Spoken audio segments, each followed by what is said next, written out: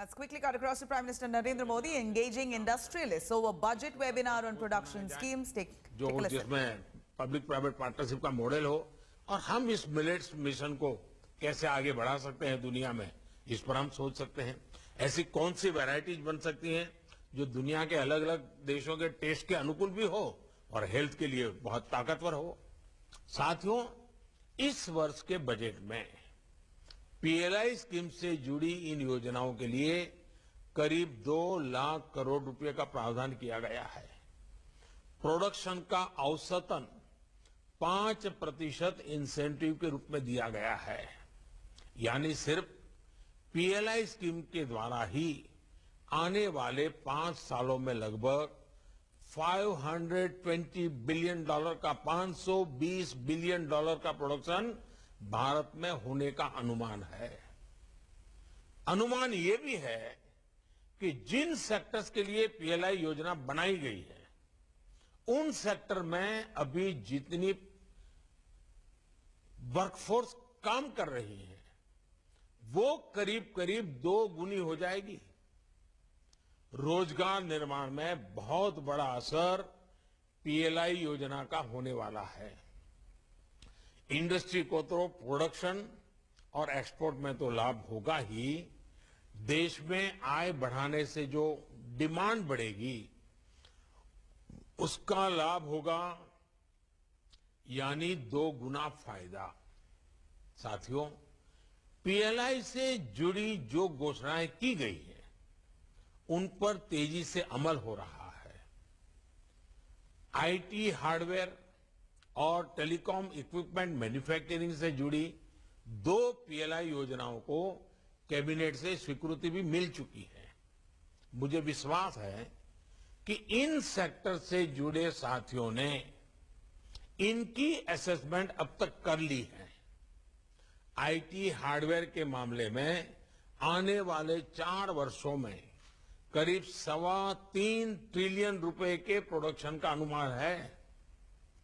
इस योजना से आईटी हार्डवेयर में 5 सालों के दौरान डोमेस्टिक वैल्यू एडिशन अभी के 5-10% से बढ़कर 20-25% तक हो जाना है।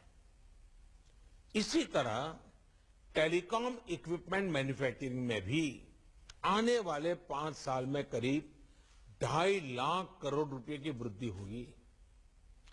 इसमें भी लगभग 2 लाख करोड़ रुपए का एक्सपोर्ट करने की स्थिति हम लोग उसका फायदा उठा सकते हैं। फार्मा सेक्टर में भी आने वाले 5-6 सालों में एक प्रकार से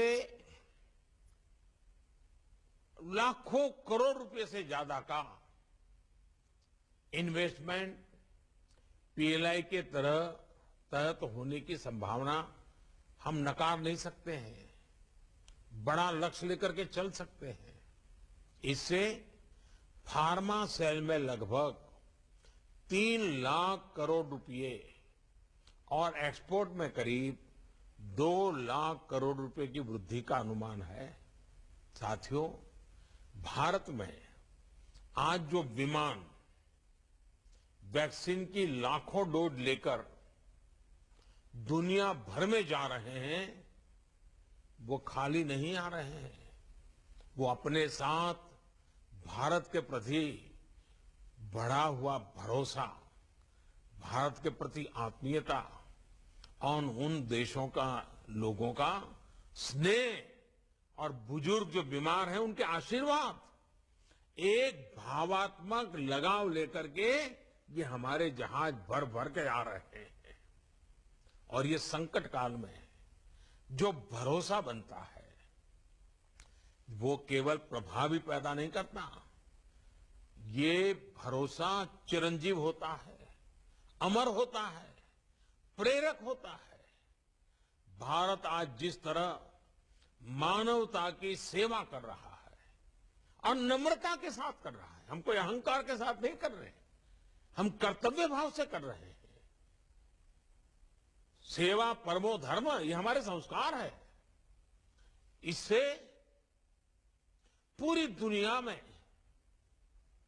भारत अपने आप में एक बहुत बड़ा ब्रांड बन गया है। भारत की साख, भारत की पहचान निरंतर नई ऊंचाई पर पहुंच रही है। और ये भरोसा केवल वैक्सीन तक ही नहीं है, सिर्फ फार्मा सेक्टर की चीजों तक नहीं है। जब एक देश का ब्रांड बन जाता है तो उसकी हर चीज के प्रति विश्व के हर व्यक्ति का सम्मान बढ़ जाता है, लगाव बढ़ जाता है और वो उसकी पहली पसंद बन जाता है। हमारी दवाइयां, हमारे मेडिकल प्रोफेशंस, भारत में बने मेडिकल इक्विपमेंट्स, इन सब के प्रति भी आज भरोसा बढ़ा है। इस भरोसे को सम्मान देने के लिए, इस समय का लाभ उठाने के लिए हमारी दूरगामी रणनीति क्या हो, इस पर फार्मा सेक्टर को इसी समय काम करना